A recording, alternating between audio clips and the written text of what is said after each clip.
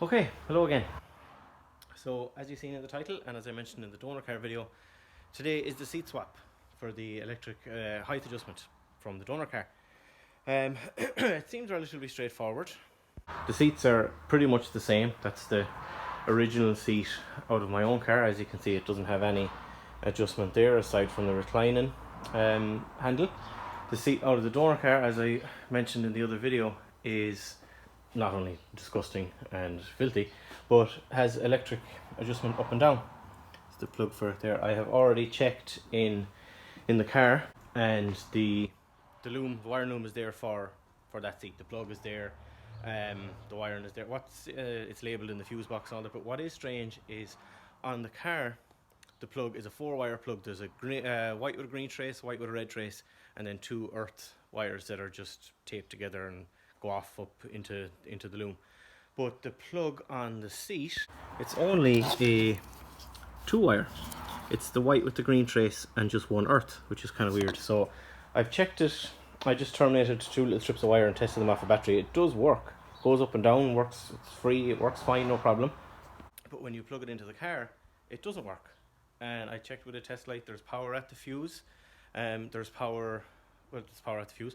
Clearly, as I mentioned, the seat is free, the motor is free. There's nothing weird there, but when you plug it into the car itself, it doesn't work, which is weird. So I don't know what the white with a red trace is for or anything like that. Maybe there's something else that needs to be kind of plugged in to like close the circuit for it or something. I don't know. But either way, if I can't figure it out, I can't get the wiring to work.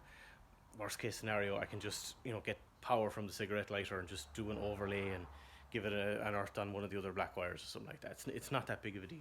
Realistically, it'll never be getting adjusted anyway. It's just something cool to have in the car because it's an extra from the fancy boy model. So the next thing I'll have to do, I've just flipped over the seats and it's just investigate the differences. That's the motor frame. There's that bar there that is what helps it recline, but adjust up and down. The frame itself is it's just the bare bones on this one. So what I've kind of been looking around at, I think the seat frame itself will all bolt just from there, and there's another bolt in behind that little trim there for the seat belt, and I can assume the same on the other side. Just unscrew that trim, should be easy enough. And then the same on this one. The trim is different. Mine ends, you can see, just under that kind of, I suppose you call it body line. That is a little bit deeper. I assume it's just to hide the motor, or to still have not like exposed seat frame when the seat is lifted all the way up. But it should be straightforward enough from the looks of it. I guess it's just, I hope it's literally just as simple as swapping the 2 frames, and then obviously I'll have to paint the grey trim brown. That's not a big deal. The other option that I thought about would be to literally just strip the covers off the seats and swap them over, but to be honest, it's more hassle than it's worth. I've done that kind of thing before with back seats in another car, my old Civic. It's a pain in the arse. There's those weird metal clips and you almost always break them and shit like that. So I think, as I said, I hope that it's just these 4 bolts to swap the frame, and then more than likely do an overlay for the wiring, unless I come up with a solution. I did just literally this morning in the post get what I thought was a brand new like reprint, but it turned out to be like an OG, really old Haynes manual for 90 to 93s. So I might have a quick flick through the wiring. That I hadn't even opened the package yet to see if there's a solution in there. If not, an overlay get power from the cigarette lighter. It's not a big deal. So we'll crack into these seat frames.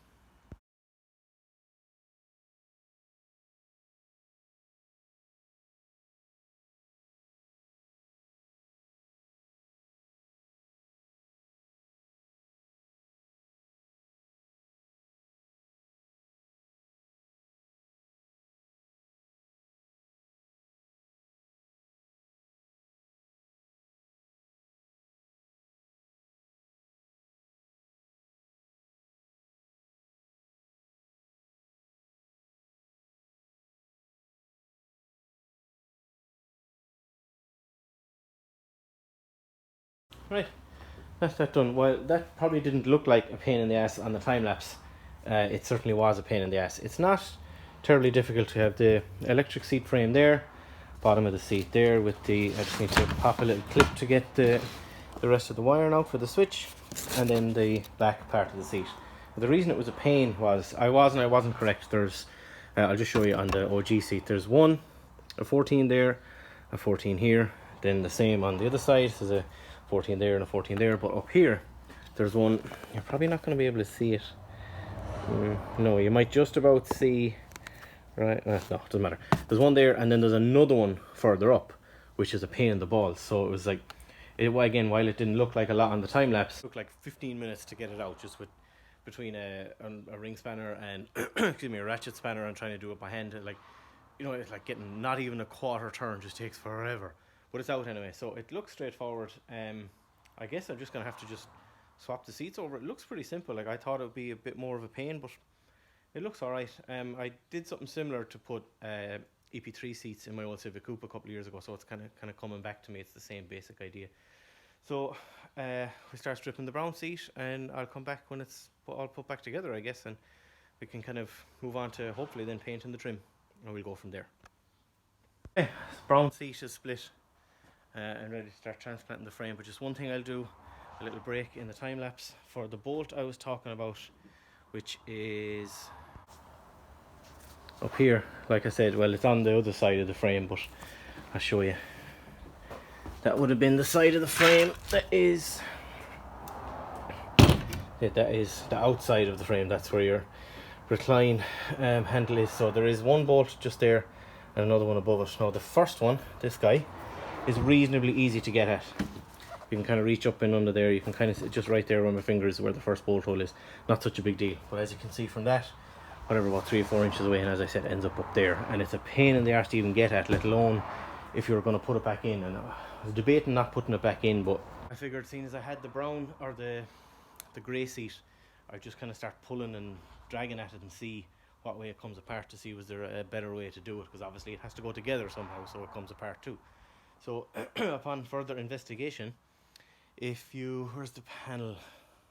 Oh yeah, so the panel on the back that has the pocket sits like so on the back of the seat, so it's very, very tough. But if you kind of pry that up in those 3 spots, or pry up whichever corner first, you will see there are a few of these. Anyone that owns a Honda is very familiar with those kind of door card style clips, and they sit into 3 holes in the base. It just seems strange that they're like, you know, there's no way you could shimmy any of them like left to right, do you know what I mean, without breaking. At least, I guess you could lift that one and then shimmy the rest to the right or something, but I don't know how you're meant to. I suppose they don't expect you to be taking the seat apart, but anyway, you're inevitably going to break a couple of those clips. Now I broke them all, so, but I can order new ones. It's not such you can still get them. It's not such a big deal. But anyway, once you get them broken, or if you're successful, popped out, you'll be lifting that up like that, and there are these kind of hook sort of teeth. 2 of them go in under there on both sides, and the other 2 latch onto this guy here. So I found they're super duper tight, but again, because they've never been freed out. So if you just lift that in there, and with your other hand get yourself, I have a little lump hammer, little rubber mallet, and a couple of little bangs there, and it'll just pop straight out while a bit of tension on it. So then you will need to pop up that little piece of frame there, and that then will finally allow you access to those 2. Can you see? Yeah, those 2 bolt holes there. That's the one that's easy enough to get at. That's the really cuntish one. So I guess I'll just give these a little clean up. I already cleaned up and degreased the electric frame. Start putting it back together. Oh, there you go. See it all back together. So beige seat on electric frame. Haven't checked the operation of it yet, but everything is greased and, you know, nice and tight, and looks fine. Anyway, quick overview of the difference in the trim. Again, if you ever by any chance happen to be doing this by yourself. So original brown trim, I'll be able to use that same clip or handle. Don't need to paint that. It's in pretty much just as good condition. Sticker is a bit nicer on the grey one, but one less thing to paint, so I'm not bothered. You can see what I mentioned, the difference there and there, significant difference there. I guess it's just wider for the seat, or sorry, not the seat, but the switch as well. So that piece needs to be painted. Pop that out. Probably just mask off that little sticker or something. I don't want to mess that up. Paint a little actually no, I'd be able to use the brown one. And then for that is obviously the right hand side of the driver's seat. Then for the inside part on the OG seat, there's literally just, that's it, little trim cover and the seat belt. And then on the Fancy Boy one, it has that extra trim piece there, again I imagine just to hide the frame if you had the seat elevated the whole way, and then that's the equivalent of that piece, ever so slightly different shape, but not a big deal. I will be able to use original brown seat belts, so don't need to paint that. So really all that needs to get painted is these two guys and this. So it shouldn't be a big deal. I have some of the colour coded brown paint there. It's a reasonably nice day. It's not exactly beautiful, but it's not bad. I might get away with a little bit of painting, or at the very least prep and then maybe paint them. I don't know if I have any plastic primer, but also it's probably not that big of a deal if I don't prime them with specific plastic primer. But we'll give them a rub down, nice clean, and we'll belt away.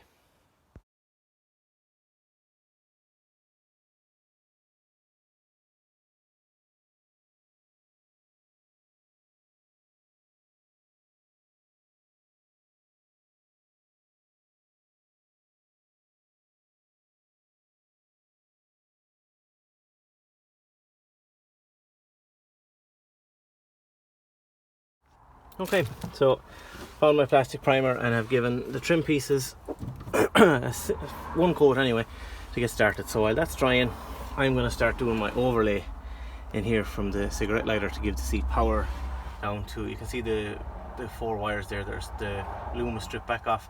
For whatever reason there's no power. I double checked everything again, I cannot find the reason why, so I'm not going to spend all day on it. So what I'm going to do, I plug, see the, it's hard to show you this with one hand now, hang on, I might be able to, sweet, okay.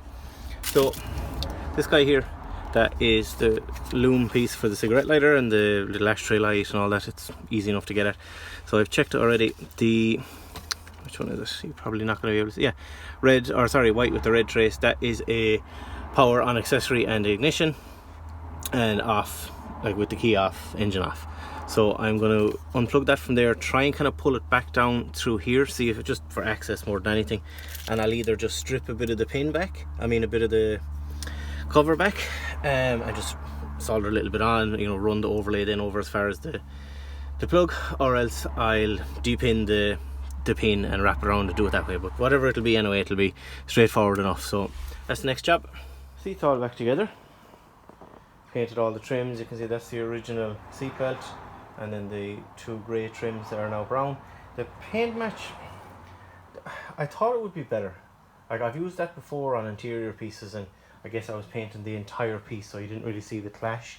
Like, it's fine, it's not bad, but there is a difference between the reclining handle and the new trim, and then there's a very big difference there on the little screw cover. So I will paint that little screw cover eventually, and maybe I'll paint the handle just so it looks a little bit better. But if it looks really, really bad, then the easiest thing to do is just pop all the covers off, like off the passenger seat as well, and paint the whole lot, and you'll never see any difference. But anyway, let's put it in the car. Okay, there's the seat back in. Fits perfect, obviously. There's 1 or 2 little brackets that were ever so slightly different. I thought it was for something else, but seat fits anyway, so it doesn't really matter as long as it's in. So you can see there, there's my overlay, the green wire coming down now. It's ugly and it's shite and all that, but look, it is what it is. It has to be done, you know. It doesn't really matter. If I ever have any reason to pull out the dash or something like that, I'll go looking and tracing that other wire, but for now, fuck it, it's fine. So here's the moment of truth now. We'll give this a shot. So let's see. Oh, help if I turn the ignition on, wouldn't it? Yeah. So let's see. Right, either that's all the way down or it doesn't work. Here we go. I'll try up. Oh yes, class. Very nice. Can't really notice the travel in the video, but if you watch the seatbelt, yeah, there's quite a bit of travel in it. It goes up and down probably about 2 inches or so, I'd say. Sweet. Very nice. You can kind of see the plug just in under there. I'll tidy up all of that once the carpet is back in and all of that, when all the rusty shit is done. The only thing that annoyed me about the process was having to do the overlay. I suppose I wish it had just been a bit more plug and play, but not the end of the world. And that, I might pull that off and paint that again now, but it's not that big of a deal. That's that for this one, I think. Very pleased with that now. Like I said, I wish it had been a bit more straightforward. Like, had it been a bit more plug and play, like literally just plug it in and it would work. I don't know why. Like, I might have a look at that the wiring diagram in that manual that I mentioned earlier. But also on the other hand, fuck it, doesn't really matter as long as it works. No one cares how it works, you know. So I think that's about it. The old grey seat, can go back together, or I might just even No, I'll put it back together. It'll be easier to move it around. Stick that up in the attic with the rest of excuse me, the rest of the stuff. And I guess I'll be back again pretty soon. So hopefully we'll start making some progress now, like I said, with the rust repair and stuff like that pretty soon. I hope. And yeah, that's it. Okay.